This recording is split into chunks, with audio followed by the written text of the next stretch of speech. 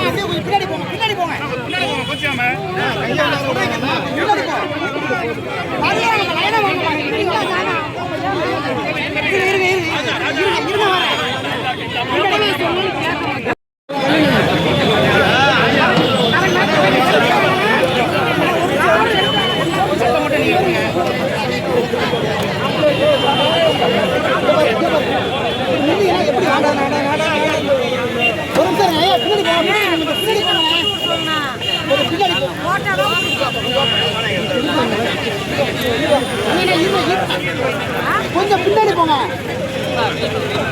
தலைவரை அவங்க பண்ணுவாங்க. கொஞ்சம் தண்ணி போட சொல்றாங்க. நான் சொல்றேன், உங்களுக்கு வெளியே போங்கண்ணே, கூப்பிடுறேன். அடைச்சிக்கிட்டே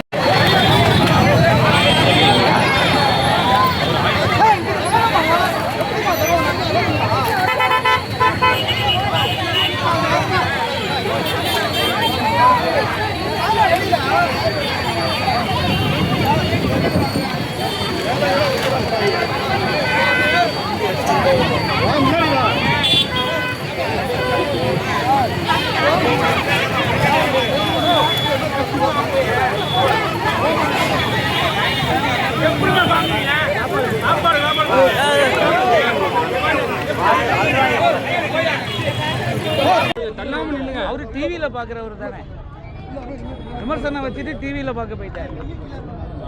அதே மாதிரி வந்து சட்டசபையில் கொஞ்சம் செய்கை காட்டப்படாதுன்னு சபாநாயகர் யாருக்கு எடுத்து இல்லை இல்லை முதல்வர் வந்து பேசும் பொழுது சபாநாயகர்கிட்ட ப்ராப்பராக பர்மிஷன் கேட்டுட்டு பண்ணாங்க.